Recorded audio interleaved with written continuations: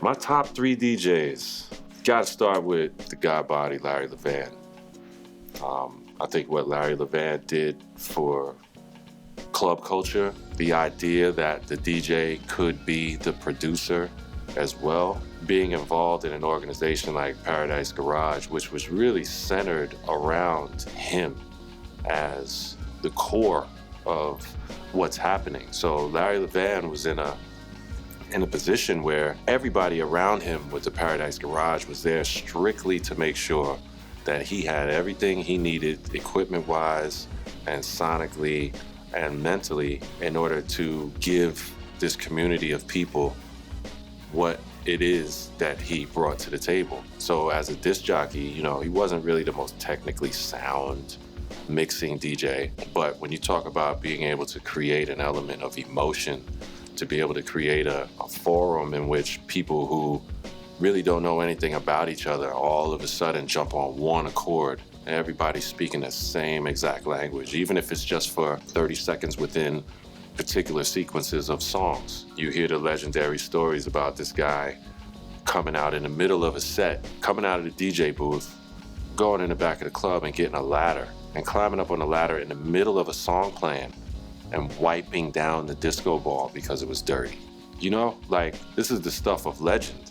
It doesn't mean that when it's the wiki, this and that, that's not the point. That has its place, but I think as a jock, our job is to create a community and create a tribal atmosphere where people can relate to each other and relate to what's happening.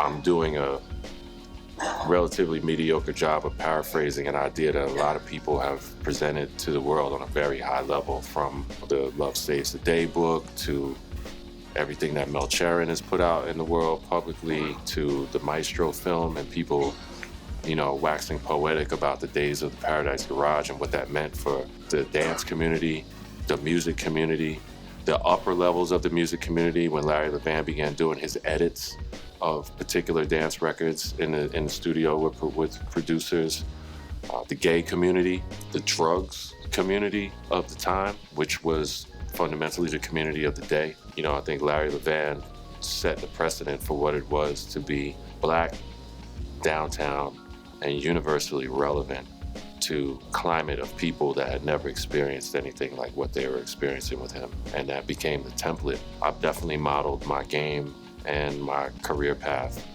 after that. I can only hope that on my deathbed people can look back on what I've done and even remotely think that I even touched a 16th of the influence that man put in the world. If I can die with that, I'll be very happy. I think that Larry Levan is numero uno. Beyond that, as a lifelong b-boy, you can't talk about DJing without talking about Afrika Bambaataa, master of records, the Amin-Ra, creator of Universal Zulu Nation, Kool Herc and Grandmaster Flash's primary competition in the Bronx in the baby days of hip-hop. The dude who fundamentally, over the course of roughly a decade from when he first came back from Africa and changed his mindset with regard to what he was doing as a leader. Over that course of that 10 years, you know, as many gang members and stick-up kids died in that window. You think about how many lives Afrika Bambaataa saved. Think about how many dudes he kept out of prison. Think about how many dudes came home from prison while he was going through his transformation and changed their whole style. They took a book out of the Black Panthers book and the original tenets of what the Fruit of Islam was doing in the United States outside of prison, and that was protecting the community. And within that community, he's also one of the most important, prominent disc jockeys of the time. The reason why I put him on a level higher than some of the other pioneering jocks is because Bam brought rock, punk, country, genres of music that now, when you look at the compartmentalization of the way people listen to their music, it's damn near responsible for the notion of crossover, you know? And I think that the punk movement had a similar mindset of the early hip-hop community, which was, we don't really have a lot, and we're gonna work with what we got and be as creative as we possibly can. Although hip-hop community, that speaks for literally not having a lot of money. And in the punk community, a lot of those kids were just kids of executives who were latchkey kids and bored and frustrated via their boredom. The way those two communities rose at the same time in New York City, and then a guy like Bam all the way up in the Bronx, where it really wasn't no white people, wasn't no punk kids from downtown. But when Bam brought that music up there, that changed.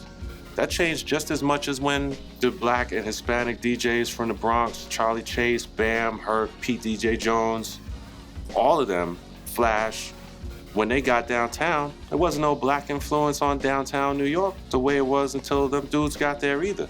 So you're talking about really bridging cultural gaps and speaking to dynamics in people that they didn't know existed. And clearly Bam had a vision for what he was doing. I don't know if he knew it would be what it is now. I'll talk about being visionary and being fearless in front of a tough crowd.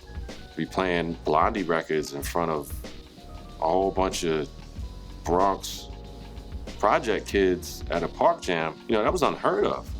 Herc was backspinning breaks. Flash was doing a whole different dynamic. Grand Wizard Theodore was inventing the scratch and everything that comes with that whole style of DJing. You got all these different styles, but Bam's style is the most universal. I love so many different DJs for so many different reasons. I have to take a look at a dude like David Rodigan.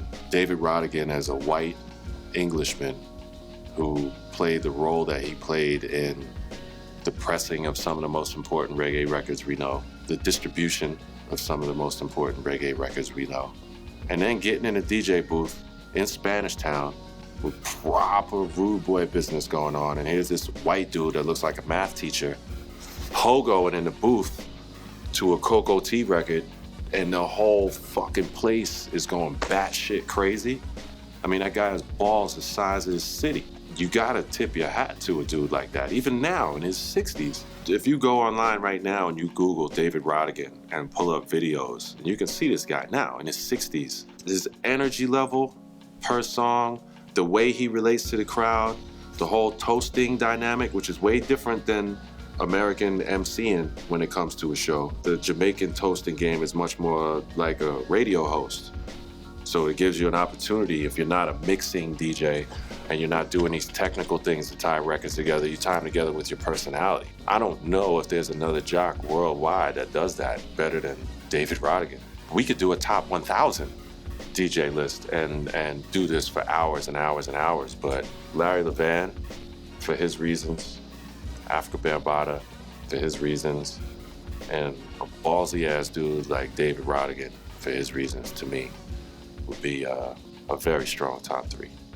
Like, if you get a hit song, you think you're gonna be singing 50 different songs in one night? No, they wanna hear that same one song you gotta hit up. I think music should offer that to young people, a perspective that they may not even be looking at. It can't take just one person to keep the West Coast at the forefront.